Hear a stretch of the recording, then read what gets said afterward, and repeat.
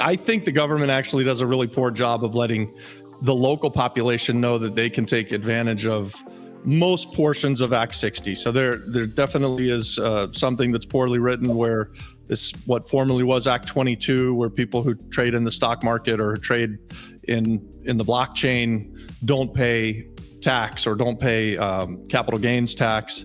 But the rest of Act 60 is available to everyone. So we try very hard on this channel to get that out. We're shouting it from the rooftops sometimes. Act 60 is for everyone, local population, mainland people coming back, people coming for the first time. It's there for everyone, and it's a really business friendly, great way to do some types of businesses. So investment strategy for us has sort of shifted. We came to the island to buy inexpensive housing, fix it up, and resell it FHA, and we did 60 or 70 of those over the last 5 years, but we've sort of moved away from that, and now we like buying a bit larger. So our sort of criteria has moved into, we really like to find vacant commercial buildings, maybe mixed use buildings that we can come in and value add and then back into a good return for us, right? Like, so if we can buy in Santurce here, a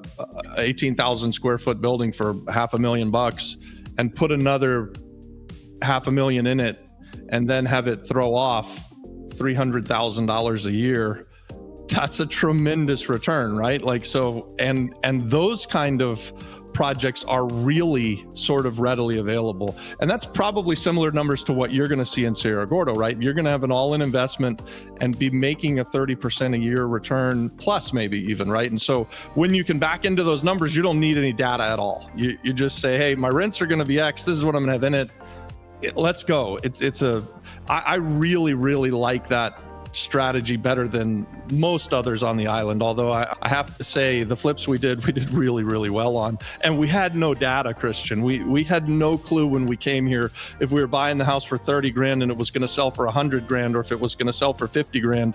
It was really hard to tell. And so the way that we sort of gamed that was we partnered with local investors, and when they would bring us a deal and put their money in it, we trusted that they weren't going to be wrong, that they'd been doing it for a long time.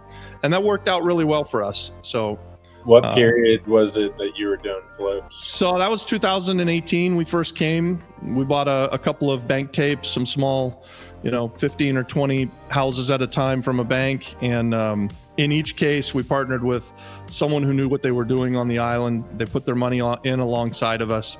And we did really, really well. They were absolutely spot on what they thought we would exit at. And we took care of fixing things up where they needed to be fixed up. And our partners sort of identified what we were going to sell at and then did the sales and marketing side of things for us.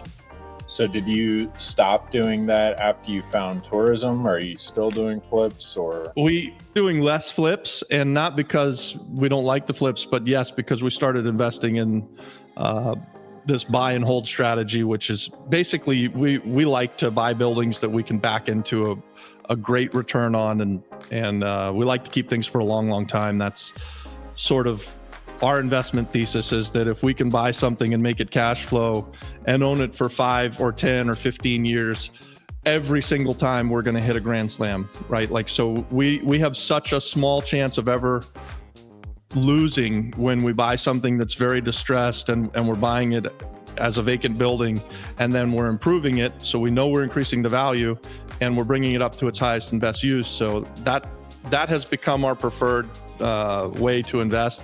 And then when you throw Act 60 tourism tax credits on it, oftentimes we'll be looking at how do we make things into a small boutique hotel, which is 7 rooms to 25 rooms. That's sort of our sweet spot. Although we've done bigger stuff and we've done smaller stuff, we really like that sweet spot of 7 to 25 and having a guest house through Act 60. More like you, I like to buy things and own them for a long period of time.